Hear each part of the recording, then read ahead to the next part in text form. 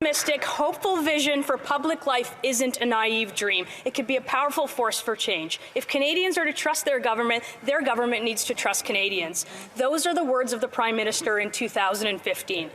These people, very often misogynistic, racist, women haters, science deniers, the fringe. Same Prime Minister 6 years later as he fans the flames of an unjustified national emergency. So, Mr. Speaker, when did the Prime Minister lose his way? When did it happen? The Right Honourable Prime Minister.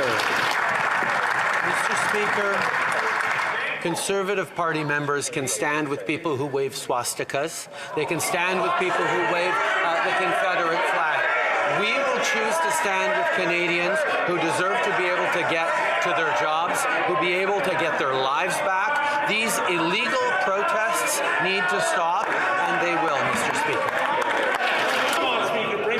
I just want to remind the honourable members, including the Right Honourable Prime Minister, to use words that are not inflammatory in the House, and that's for both sides.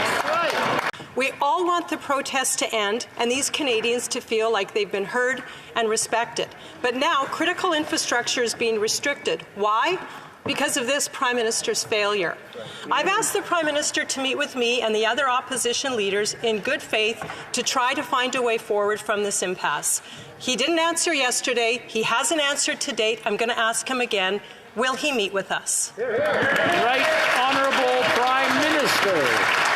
Mr. Speaker, the Conservative Party of Canada has spent the last 2 weeks endorsing and enabling these blockades across the country.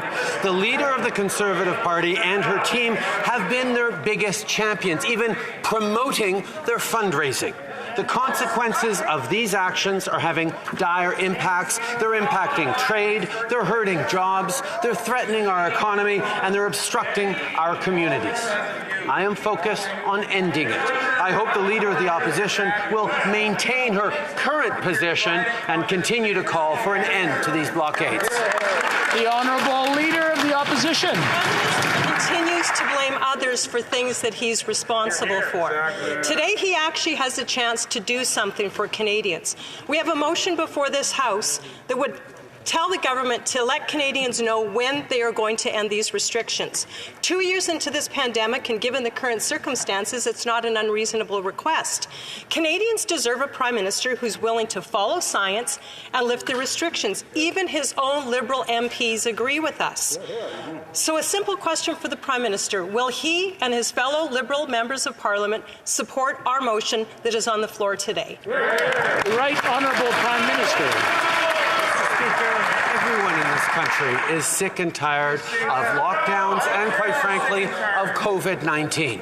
But Canadians also know that the way through this pandemic is by listening to science, is by following public health advice, and indeed by getting vaccinated. That is what we have been focused on from the very beginning, and that's why we're continuing to encourage Canadians to please get vaccinated. About 61,000 Canadians got their first dose just last week. We need more people to continue to step up, get vaccinated, get their kids vaccinated, get the booster shot. That's how we stay safe. That's how we support our frontline health workers. The Leader of the Opposition. So I have a question for the Prime Minister, because he's talking about vaccinations. We all support vaccines, and 90%, as he has said, 90% of Canadians have been vaccinated. Yep.